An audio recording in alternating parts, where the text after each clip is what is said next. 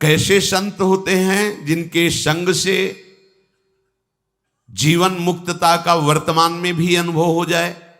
बोले महांतस्ते समचित्ता प्रशांता विमन्यवः सुहृदा साधो। ये वो महापुरुष जन ये समचित्ता समदर्शिनः प्रशांता शुद्ध चित्ता विमन्यवः विगत क्रोधा सुहृदा सर्वेषां हितकांक्षिणः साधवा सदाचारा ते महांतो गेया। वो महापुरुष होते हैं जिनमें सब में भगवत दर्शन की भावना है। सब में समदर्शिना वही होते हैं जो सब में अपने प्रभु को देखते हैं। वही परम संत है जो सब में अपने प्रभु को देखते हैं। विद्या विनय संपन्ने ब्राह्मणे गविहस्तनी स्वनीचो सुपाके चा पंडिता समदर्शिना, जो सब जगह अपने, वही है। ये तो बाद में पता चलता है ना कि छलिया कैसे छल रहे थे तुम आ करके, अब समझ में आया। ये पर्दे लगाकर वही है, दूसरा नहीं। ये तो गुरु कृपा से बाद में जब अंतःकरण त्रिगुणात्मिका माया के प्रभाव से मुक्त हो जाता है तब ये दिखाया वो इतना बड़ा नाटक कर रहा था सब रूपों में। वही है समदर्शिनः प्रशांताः। चाहे जैसी परिस्थिति आ जाए पर वो अशांत नहीं होते, वो शांत रहते हैं। ऐसे प्रशांत, चाहे आप उनको अपमानित करें, निंदा करें, तिरस्कार करें या उनके पास जो है सब छिन जाए तो भी कोई फर्क नहीं पड़ेगा, क्योंकि सब प्राकृतिक पहले ही उसका राग नष्ट हो चुका है, इसलिए उनकी अशांति नहीं होगी। आपको बोध हो चुका है इसकी परीक्षा बाहरी लक्षणों से तो हो ही नहीं सकती, पर कुछ बाहरी लक्षण, जब आपकी भरी सभा में निंदा हो, अपमान हो, कोई भी आपका साथ देने वाला न हो, फिर भी आप शांत हैं और मुस्कुरा रहे हैं, तो हो सकता है। ये भी लक्षण पहचाना जा कि बिना ब्रह्मबोध हुए ऐसी सामर्थ्य नहीं आ सकती। पूज्यपाद सिवड़िया बाबा जी महाराज, गंगा किनारे एक बहुत बड़ा संत समागम हुआ था, तो जहां बड़े बड़े महापुरुष भी आए थे। बाबा तो समस्थिति को प्राप्त महापुरुष थे। समस्थिति का प्रवचन करना और समस्थिति में होना बड़ा अंतर है। तो हरि बाबा जब कीर्तन करते थे तो सबसे पहले ओंकार नाद करते थे। जे ही घंटा, अपने ही कर कमल में घंटा रखते थे, और जे ही घंटा बजाए तो उसके पहले ओम, तो सब बाद में ओम बोलते थे। ये बात जो शास्त्रीय विधान के ज्ञाता जन थे वो विरोध करते थे। तो पूज्य बाबा के पास बड़े महापुरुषों ने भी ये बात निवेदन की कि ये प्रणव का उच्चारण सबको करने का अधिकार नहीं। वैदिक उद्गीत महामहिमा में प्रणव, उसके लिए कुछ नियम है, कुछ सिद्धांत हैं, उसका ऐसे कीर्तन नहीं कराया जाता। तो बाबा ने कहा हरि बाबा और हरि में कोई भेद नहीं इस समय जो मैं देख पा रहा हूं, इसलिए जो भी बोलेंगे सब शास्त्र सिद्धांत होगा, इनको हम मना नहीं कर सकते। कोई साधारण संत नहीं, ये भगवत प्राप्त संत हैं। वहां संतों में सब आए हुए थे, तो बाबा की सीधे निंदा शुरू की। ये ऐसा सन्यासी होकर भी कीर्तन में जाते हैं, कीर्तन में रास में बैठते हैं, प्रणव उच्चारण होता है उसका निषेध नहीं करते हैं।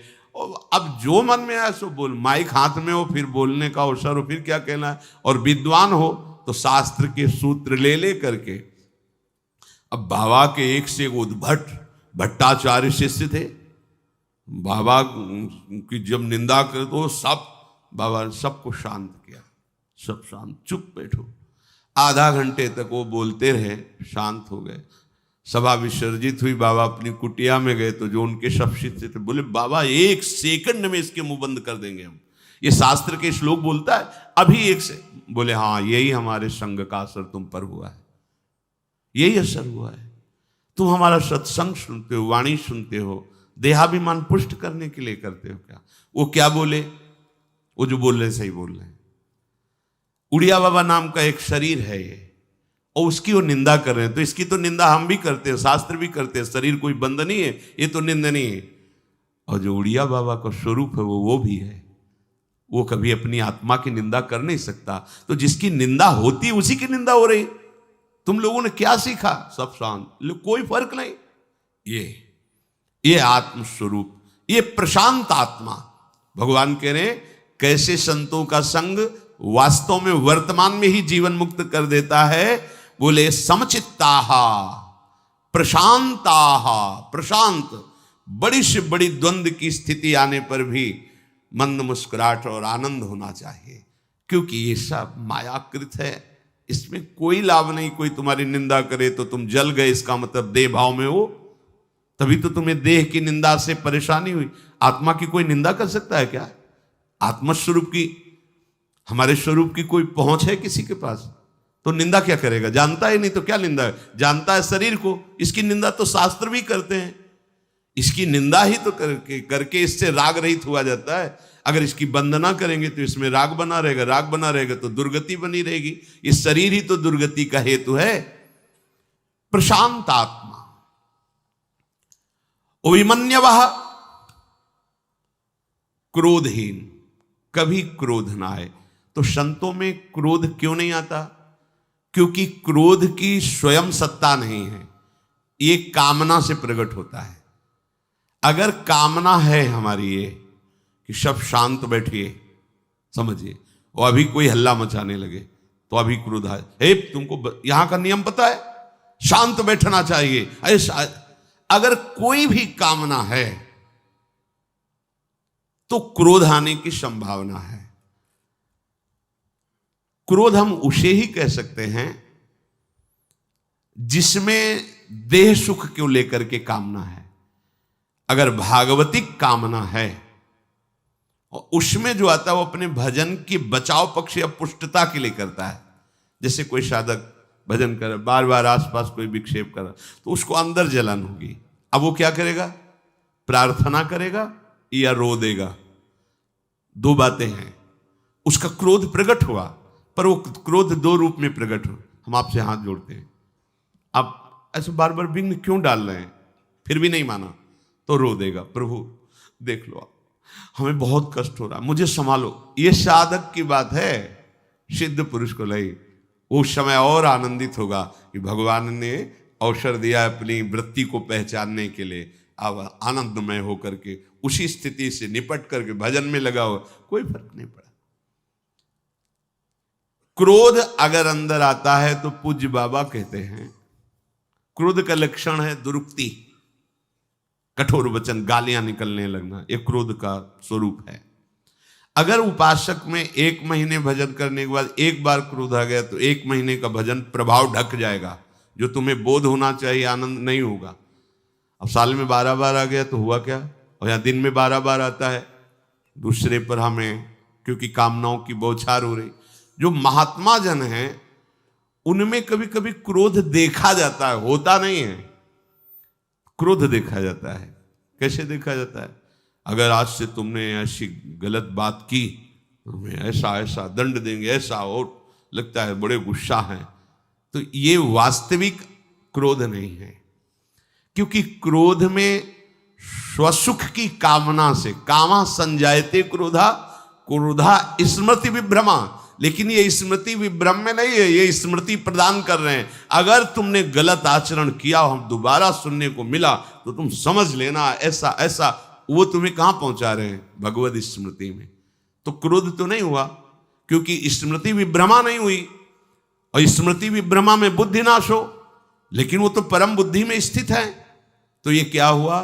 वो क्रोध का नाटक करके तुम्हारे उस दोष से मुक्त करने के लिए वो ऐसा कर रहे हैं। वो कठोर वचन बोलना, डांटना, कड़े सिद्धांतों में चलाना, तो उसमें तुम्हें लग सकता है कि इस महात्मा में भी क्रोध है।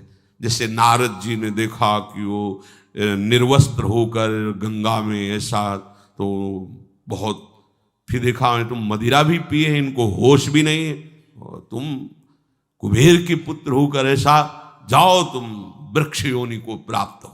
लगा कि महात्मा गुस्सा हो गया, लेकिन गुस्सा नहीं है, कृपा कर दी। नंदालय के यमलार्जुन बने और भगवान सच्चिदानंद श्री कृष्ण का दर्शन, स्पर्श और संभाषण प्राप्त हुआ। कितनी बड़ी महात्मा की क्रोध उसे ही हम कह सकते हैं जो सुसुख वांछा से हो, हमारी सुख वृत्ति में बाधा पड़ा और फिर ये, तो उसे हम क्रोध कह सकते हैं। प्रायः संतों में जो देखा गया है वो दूसरों को महासुख में पहुंचाने के लिए देखा गया है। उनका क्रोध जो दिखाई दे रहा है वो तुम जहां फंसे हो वहां से मुक्त करने के लिए, वो क्रोध नहीं हुआ, क्योंकि क्रोध का परिणाम होता है स्मृति भ्रंशः और उसका स्वरूप होता है बुद्धिनाशो और उसका फल होता है प्रणश्यंति, पूर्ण रूप से नाश हो जाना। लेकिन ऐसा नहीं होता। मुनिन का क्रोधो मुक्तिदातार, कागभूषुंड जी पे क्रोध, जा काग का शरीर प्राप्त कर, बार बार हमारे वचनों को काटता है। परिणाम क्या हुआ? अविरल भक्ति, अखंड स्मृति, वरदानों की झड़ी लगा दी। ये क्या हुआ?